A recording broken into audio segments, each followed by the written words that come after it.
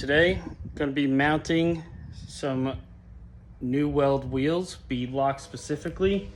I got some hardware here from the TI shop, some titanium bolts, and some fresh Mickeys that we're going to mount for the old hot rod here for my 62 Nova drag car. I don't remember what I measured them to be. 15 by 10, 4-inch back spacing. Weld comes with some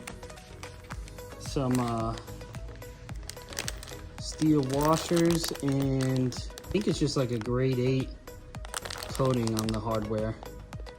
Yeah, it's like TI shop or tie shop, and they supply titanium washers, titanium bolts, and ARP lubricant to keep things from marring up on the aluminum wheels. But they're in the plastic still, but you could just tell they're a little bougie. But I mean, titanium is just beautiful. Let's see if I can get this to focus.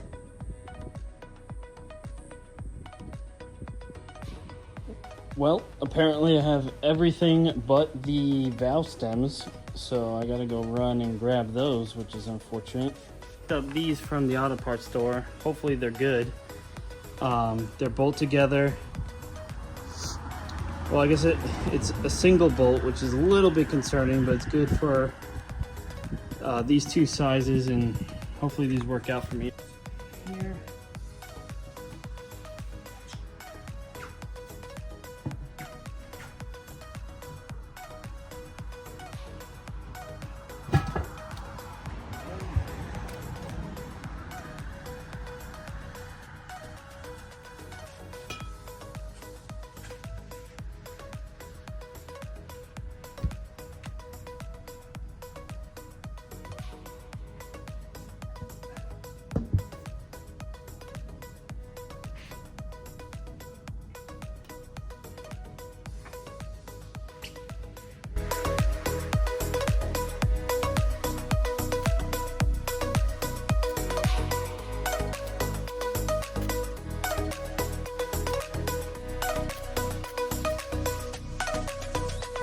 Awesome. Little titanium hardware. Right now, we got that front bead locked and the back is loose.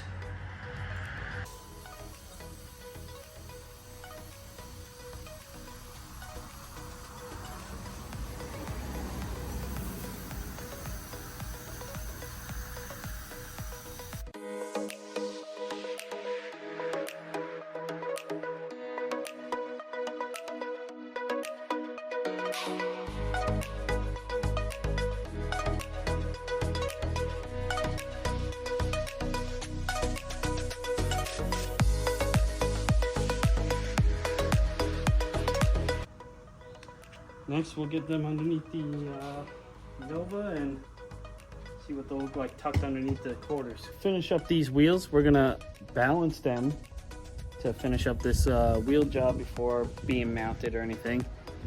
And you could pick up one of these bubble balancers from Harbor Freight for about, I think, 120 bucks or 115 or something like that. I think you can also get them on Amazon. This, like I said, from Harbor Freight, and you could get these weights here from Amazon. I think I paid 20 bucks, and it comes with like 126 half-ounce pieces. Doug Cook also did a video on this. You could check his out, and he got his idea from Ron Rhodes. So if those two dudes are using it, it's definitely good enough for any of us two-car garage guys. So, as you can see, the wheel is centered on the hub here, but it does not want to lay flat. So I'm guessing it's going to need some weight over on this side, and plenty of it. So we got 2.5 ounces. Let's put another ounce over here. Maybe give it a little nudge.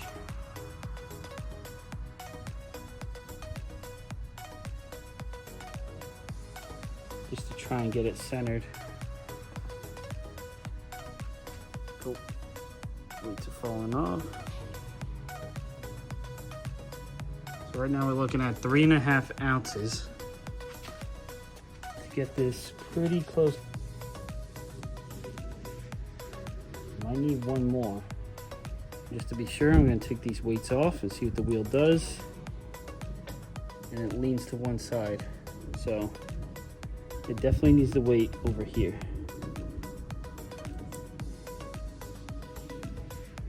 Got 1, 2, 3. I think 3.5 is the trick right there. Try to get them tight together. So I'm going to use the valve stem as a reference on where to place these on the inside of the back side of the wheel. So I know I just got to be slightly to the right of the valve stem. There's just a closer view of the bubble. As you can see, it's got a black ring and the bubble sits inside there. And that one's perfect. We're gonna grab the other wheel and throw it up on the bubble bouncer and see what that one needs. The second wheel isn't that bad. It's sloped this way a little bit. The bubble is just kissing the outside or the inside of this black ring. So it needs to go from here to there. So we're gonna add weights across.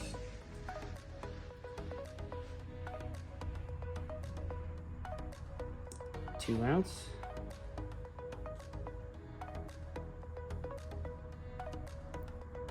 Two and a half.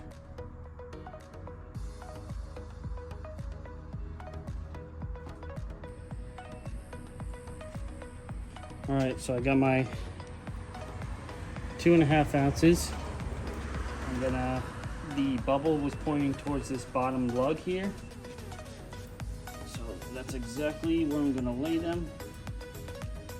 Since it's 5 weights, I'm gonna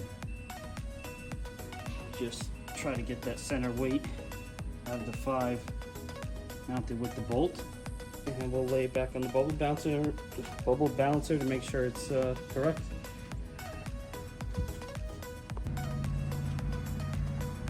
Alright, wheel. Put on the balancer. That's money. Hit this a couple times.